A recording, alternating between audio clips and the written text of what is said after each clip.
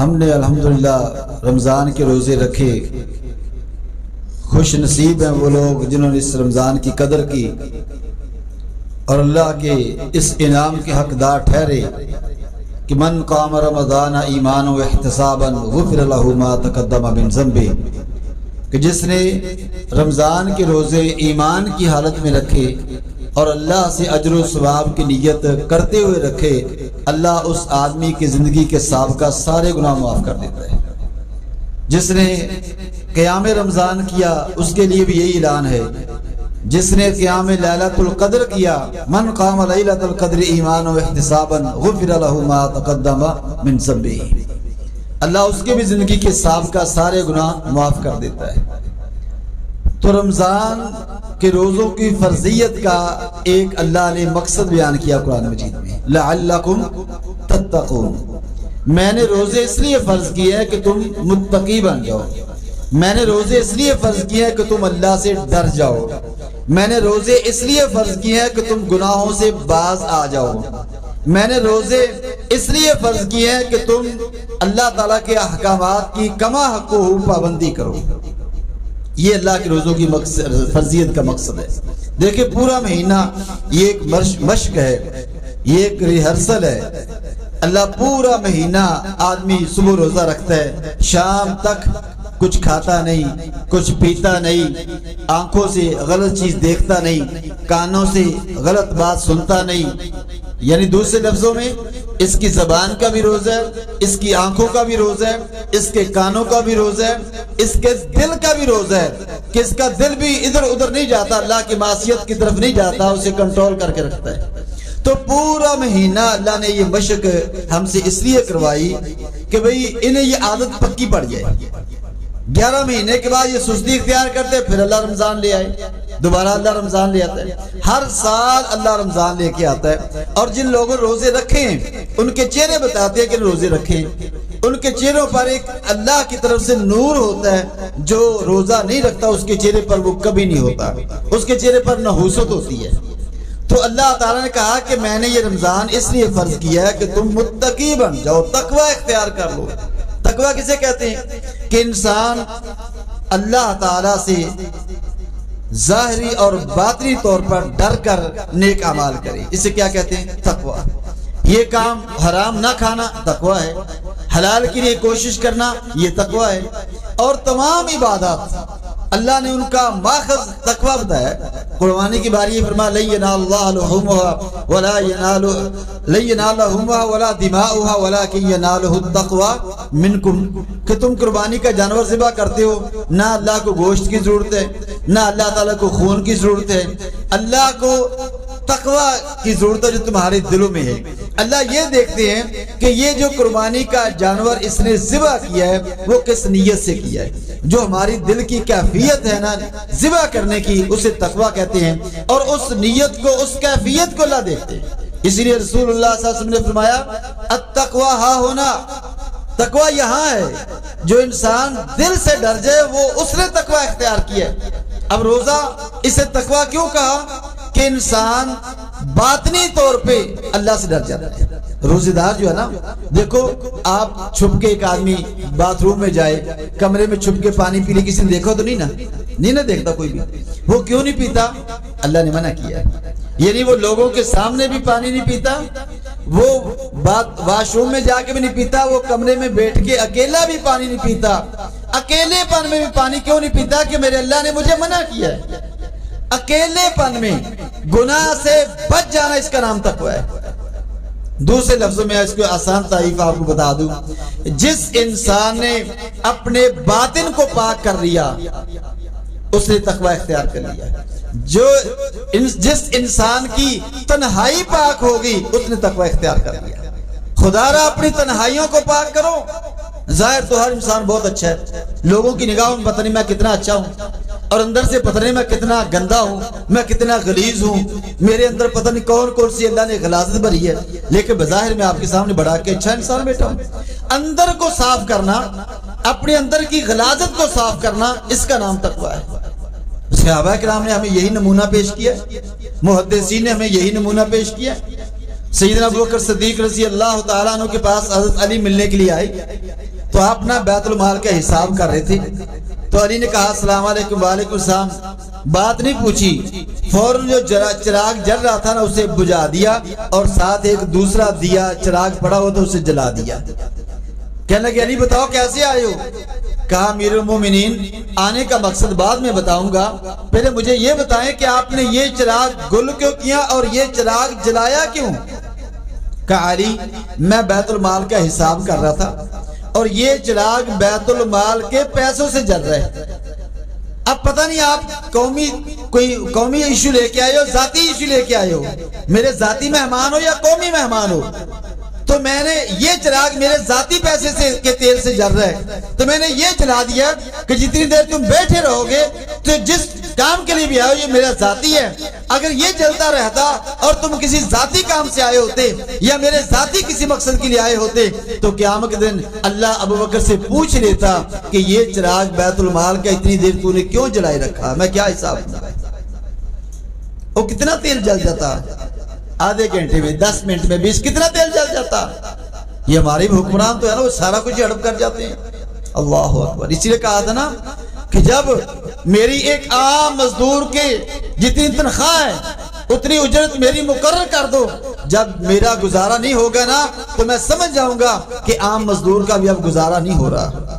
یہاں تو ہمارے یہاں گریڈ بنے ہو، گریڈ 4 کا ملازم ہے، یہ 10 کا، یہ 9 کا، یہ 14 کا، یہ 20 کا، یہ 22 کا ملازم ہے. یہ گریڈ کس نے دیے تمہیں؟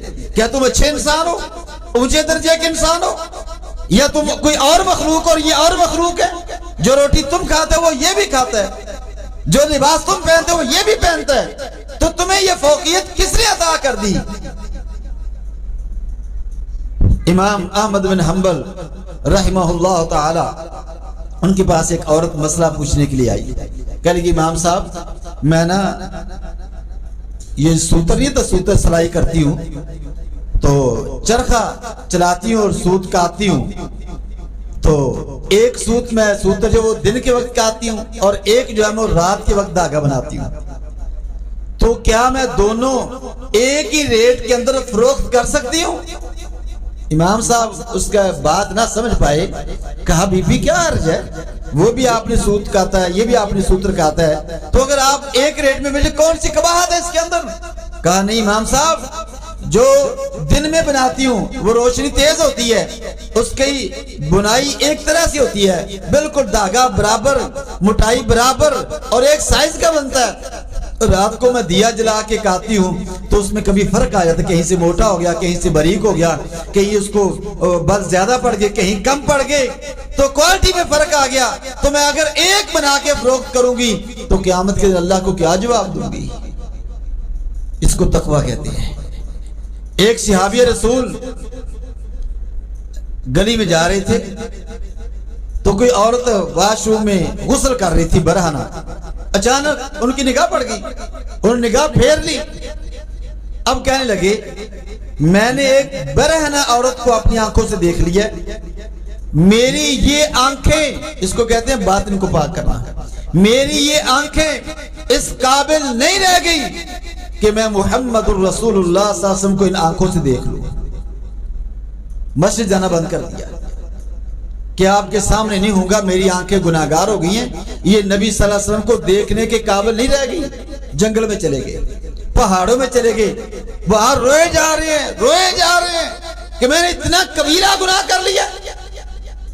کچھ دن تک جب وہ مسجد میں نہ آئے تو نبی صلی اللہ علیہ وسلم پوچھا کرتے تھے کہ فلاں ہمارا نمازی پکا آدمی تھا اب کیوں نہیں آ رہا؟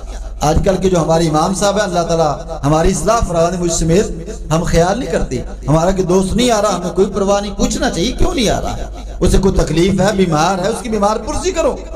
فرمایا میرا صحابی وہ نہیں آ رہا، پتہ نہیں کیوں نہیں آ رہا. فرمایا تلاش، گھر گئے گھر بھی نہیں آیا، تلاش کرو. نکل گئے تلاش کے لیے.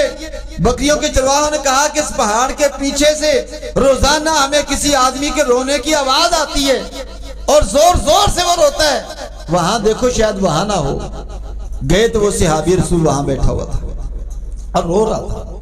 اسے کہا اللہ کے بندے تجھے کیا ہو گیا ہے، مسجد کیوں نہیں آتے ہو؟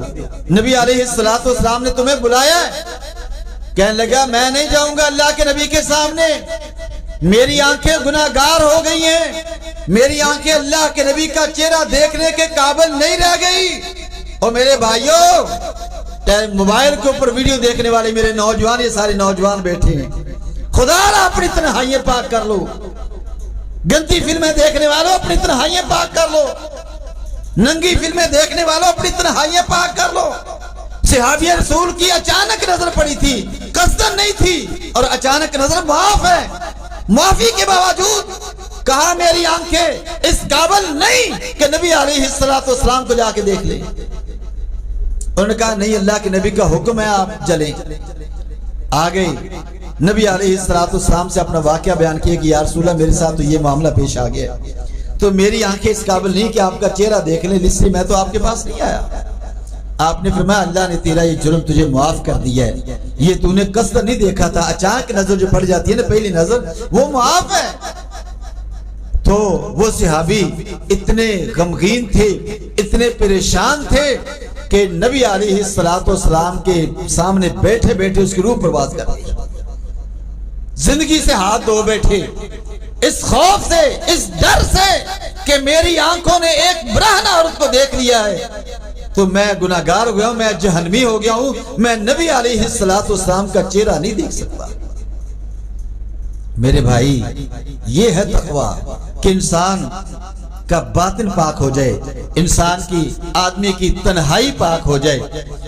میں جب اکیلا ہوں اس وقت اللہ سے ڈروں، لوگوں کے سامنے بھی اللہ سے ڈروں، اکیلے پر میں بھی اللہ سے ڈروں، میں کسی سے سودے بازی کرتا ہوں اس میں بھی اللہ سے ڈروں، کسی کے ساتھ ظلم نہ کروں اس میں بھی اللہ سے ڈروں، کسی کے ساتھ زیادتی نہ کروں، کسی کا مال نہ کھاؤں، میں حلال کما کے کھاؤں۔ یہ سب سے بڑا تقویٰ ہے، حلال کھانا، یہ سب سے بڑے تقویٰ اللہ دیتا ہی اس آدمی کو ہے جو حلال کھاتا ہے۔ آج کل ہمارے یہاں نا ایک بات بن گئی ہے، جی میں تو ملازم ہوں، تنخواہ ملتی ہے 50,000، تنخواہ ملتی ہے 20,000، تو میں پولیس میں ملازمت کرتا ہوں، اس سے تو گزارا مولوی صاحب نہیں چلتا، اس سے تو گزارا نہیں چلتا، کیسے چلاؤں؟ جب تک یہ میرے پاس حرام نہیں آ جاتا تو میرا تو گزارا نہیں چلتا۔ میرے بھائی نہیں، جب تو قصد کر لے گا نا، ارادہ کر لے گا کہ میں نے حلال کھانا ہے، بس میں نے حلال کھانا ہے، حرام نہیں کھانا، کعبہ کے رب کی قسم اٹھا کے آتا ہوں، اللہ تجھے حلال کے لیے اتنے راستے کھول دے گا، تیرے لیے کافی ہو جائے گا، اللہ تیری کمائی میں برکت ڈال دے گا، وہ حلال تیرے لیے کافی ہو جائے گی۔ آدمی جب ماں کے پیٹ میں 120 دن کا ہوتا ہے، 120 دن کا، 4 مہینے کا، اللہ اس کے بارے میں 4 فیصلے کرتے ہیں۔ کتنے فیصلے؟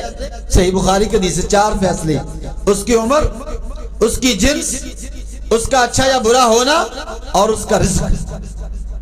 ایک فیصلہ ہوتا ہے اس کا رزق، کہ یہ زمین و آسمان بننے سے پہلے جو اللہ نے اس کا رزق لکھا تھا نا، آج اس کی امپلیمنٹیشن ہو رہی ہے، اس کا نفاذ ہو رہا ہے کہ آج سے اس کا رزق شروع ہو گیا ہے، اس کے اندر اللہ نے جان ڈال دی ہے۔ تو جو آپ کی قسمت میں لکھ دیا گیا ہے وہ آپ کو ہر صورت مل کے رہے گا۔ آج کے دن میں آپ کی قسمت 10,000 روپیہ لکھا ہے، 10,000 ملے گا، 5 لکھا ہے 5 ملے گا، 1,00,000 روپیہ لکھا ہے 1,00,000 ملے گا، لیکن وہ آمدنی کا جو ذریعہ کمانے کا وہ اللہ نے آپ کو دیا ہوا ہے۔ آپ حلال کا طریقہ اختیار کریں گے تب بھی 1,00,000 ملے گا، حلال اختیار کریں گے تب بھی 10,000 ملے گا، حرام اختیار کریں گے تب بھی 10,000 ملے گا۔ یہ آپ پر ہے، یہ آپ پہ ڈیپینڈ کرتا ہے۔ اگلے دن میں ایک واقعہ سن رہا تھا انڈیا کے کلکتہ کے ایک وکیل کا، شفیق الرحمان اس آدمی کا نام تھا، وکیل بن گیا۔ آپ کو پتا وکیلوں کا جو ہوتا ہے، اسے کہا ہوا جب وکیل پیدا تو شیطان نے کہا ہم آج صاحب اولاد ہو گئے۔ ان کی جو حالات ہیں آپ کو پتہ جو کچہری کورٹ میں ہوتا ہے، تو وہ وکیل صاحب نے تہیہ کر لیا کہ میں نے جھوٹا غلط کیس نہیں لینا، میں نے حلال کھانا ہے، میں نے غلط کیس نہیں لینا۔ 3 سال تک وہ بیٹھا رہا کچہری میں، اس کے پاس کیس ہی کوئی نہ آئے، جو آئے وہ کہے تو جھوٹا ہے، تو جھوٹا میں نے نہیں لینا۔ 3 سال میں نا پورے کچہری میں پتہ چل گیا کہ یہ جو شفیق نام کا آدمی ہے نا، نام کا وکیل، یہ جھوٹا کیس ہے، وہ بھوکا مر رہا ہے۔ وکیل اس کو مذاق کریں، یہ بھوکا مر رہا ہے۔ پھر ججوں تک پوری ہائی کورٹ میں مشہور ہو گیا کہ یہ بندہ غلط کیس نہیں لیتا۔ اس کے بعد اس کے پاس کیس آنے شروع ہو گئے آہستہ آہستہ۔ جج کے پاس جائے جو 6 مہینے میں فیصلہ ہوتا ہے 1 مہینے میں ہو رہا ہے، جج کو پتہ ہے جھوٹا کیس نہیں لیتا، جج اپنی طرف سے آرگو کرتا ہے اس کے لیے کہ یہ بندہ ٹھیک ہے، یہ کیس ٹھیک لے کے آیا ہے، جج فیصلہ کر رہا ہے۔ 5-6 سال گزرے تو 19-20 آدمی اس کے اسسٹنٹ وکیل تھے، نائب تھے اس کے، جو صرف کیس چیک کرتے تھے کہ بھی لوگ یہ کیس اصل ہے یہ نقل ہے، غلط ہے یا صحیح ہے۔ اتنا کام اس کا چل گیا، اس کا تہیہ تھا نا میں نے غلط نہیں کرنا، اس کو اللہ نے حلال میں برکت ڈال دی۔ ٹائم لگتا ہے، آزمائش ہوتی ہے بعض اوقات اللہ تعالیٰ کی، اللہ آزماتا ہے اپنے بندے کو، لیکن اگر ثابت قدم رہ جائے اللہ اس کو بے پناہ عطا کرتا ہے، اتنا دیتا ہے اس کی۔ اور جب آپ حلال کھائیں گے آپ کی اولاد نیک ہوگی، نمازی ہوگی، دیندار ہوگی، آپ کی اولاد آپ کی فرما بردار ہوگی۔ جب آپ ان کو حرام کھلائیں گے وہ کبھی بھی آپ کی تابع دار نہیں ہو سکتی اولاد۔ تو بھائیو، رمضان نے ہمیں یہ درس دیا ہے کہ کتب علیکم الصیام لعلکم تتقون۔ یہ درس کا وقت نہیں ہے کہ میں نے اس لیے تمہارے پر روزے فرض کیے کہ تم متقی بن جاؤ، پرہیزگار بن جاؤ، تم اللہ سے ڈر جاؤ۔ اللہ سے حقیقی معنوں میں ڈرنے کا نام تقوی ہے۔ جس نے یہ اختیار کر لیا اس نے رمضان کا مقصد پا لیا۔ آج ویسے بھی انشاءاللہ طاق رات ہے، سارے ساتھی قیام کریں۔ بڑی عظیم رات ہے، بڑی عظیم رات ہے کہ جس کا ایک سجدہ 84 سال کے سجدوں سے افضل ہے، ایک رکوع 83 سال کے رکوعوں سے افضل ہے، ایک قیام 83 سال کے قیاموں سے افضل ہے، ایک سپارے کی تلاوت 83 سال مسلسل قرآن پڑھنے سے افضل ہے، ایک گھنٹے کا قیام 83 سال کے 1 گھنٹے سے افضل ہے، ایک سیکنڈ کا قیام آپ کے 50 گھنٹوں سے افضل ہے۔ تو اس کو آپ غنیمت سمجھے، اللہ نے موقع دیا ہے، شاید آئندہ سال ہم میں سے ہم ہوں گے یا نہیں ہوں گے، اللہ ہمیں معاف فرما دے، اللہ ہمارے روزے قبول فرمائے، اور اللہ مجھے بھی اور آپ کو بھی جو میں نے سنایا ہے ہم سب کو اس پر عمل پیرا ہونے کی توفیق عطا فرمائے۔ اللہ ہمیں حقیقی تقوی کی دولت سے مالا مال فرما دے۔ وآخر دعوانا ان الحمدللہ رب العالمین۔